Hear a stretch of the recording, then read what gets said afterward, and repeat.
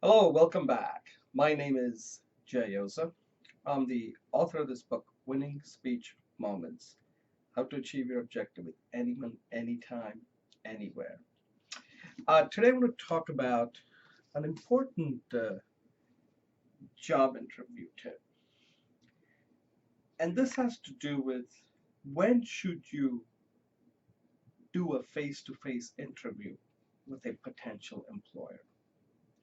And the reason I want to talk about this is that lately I come across a lot of my clients that I coach, and they come to me afterwards. They're frustrated with the entire process. And what I've noticed is they tend to go on a lot of face to face interviews and not get the job. And what I tell them is that a face to face interview is really it's not really even an interview at that point, it's an alignment.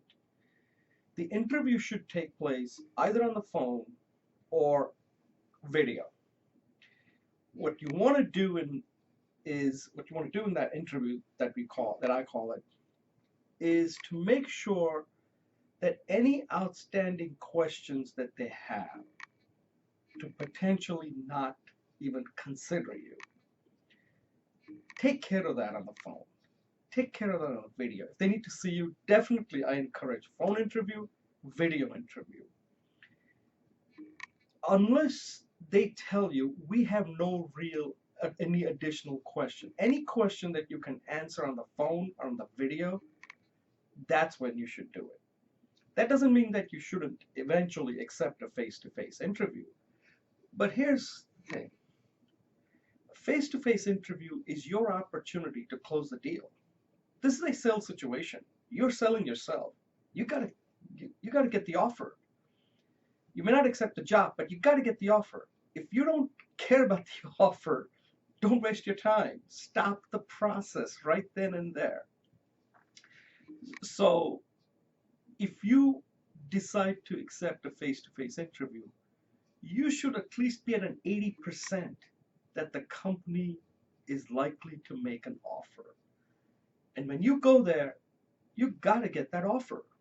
If you don't get the offer, you lost. I don't care how you spin it. You did not qualify the opportunity. Anything that could potentially you're not getting the offer has to be brought up before you actually make the trip to have this that I call it at that point it's a conversation. You move from the interview phase to the conversation phase.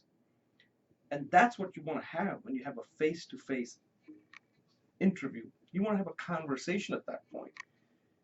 So the interview is about the past and what you are currently doing, past and the present.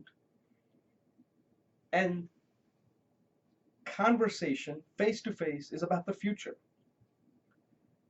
If you're not talking about the future during the face-to-face interview, that means you didn't qualify the opportunity because they're interested in the job that needs to be done. That's why they should be bringing you for a face-to-face because they like you.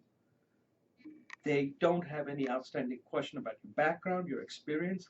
Now it's all about let's get together and figure out how we can create that alignment that works for them and works for you. What you always want to focus on is you want that offer. Because if you get that offer, you want. Whether you accept it or not, that's up to you. I can only help you get the offer. After that, the decision to accept the job, that's yours. Unless I'm coaching you as far as unless I'm your career coach, then we can look into whether this is the right move for you. But I'm assuming that you have done all that thinking. And now it's a matter of you want to get the offer. It doesn't matter what job it is. When you do a face-to-face interview, you got to come away with the job offer. If you don't, I hate to tell you this, you lost. This is all about winning and losing. Okay?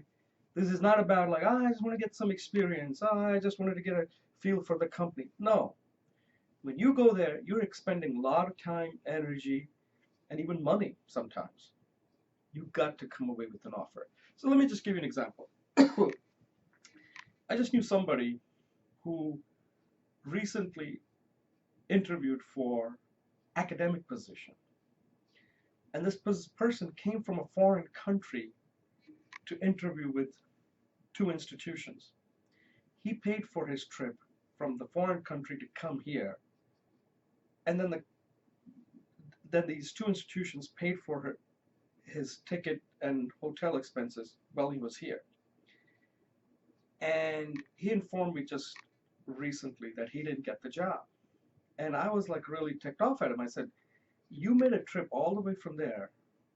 You could have had a phone interview. You could have had a video interview. And you should have found out what is it that would prevent you from getting a job. If they say, well, we are looking at 4 or 5 candidates, at that point you say no. The only time you ever want to take an interview face to face, if it's down to 2 candidates. 2 candidates. Now at that point you may be ruled out, but that's fine. Sometimes you've got to do that. Otherwise, you're going to be disappointed if you go for a face-to-face interview, unless you got the inside track. That's always the wild card. Unless you have some inside information, which you should always have. But I'm assuming you don't, because if you have the inside information, you have a tremendous advantage. It's your job to lose. So now I'm trying to figure out, how is it your job to lose when you go for a face-to-face? This is where qualifying questions make a huge difference. You've got to qualify it. You can have as many calls on the phone, on the video, before you make a face-to-face. Face-to-face means it's almost like, you know how foreign leaders, when they get together, they always reach an agreement? Because all the heavy work has already been done. Now it's like, hey, let's break bread, let's see eyeball to eyeball, and let's sign the treaty. All the heavy work has already been done, and that's what you need to do. If the heavy work is going to get done during a face-to-face, you're at a disadvantage. Now that doesn't mean you can't have a good conversation. That is fine. But the end goal for you is to get an offer. Think about this. This is very critical, because a lot of people I come across are just overwhelmed, and they get totally frustrated when they don't get the job. And I don't want that to happen to you. Okay? If you have any questions, concerns, comments, let me know. I coach people when it comes to job interview, and everybody that I ever coached who have worked with me have gotten the job that they wanted, because I don't waste their time chasing things that they're not going to get. And that's what you need. But I've given you the tip. If you can do it on your own, do it. If you need help, come to me. Okay? And in the meantime, this is not a book about the job interviewing, which I'm currently working on. This is more about how to give a pitch, how to give when you're speaking, how to come across so that you can wow any interviewer. Okay?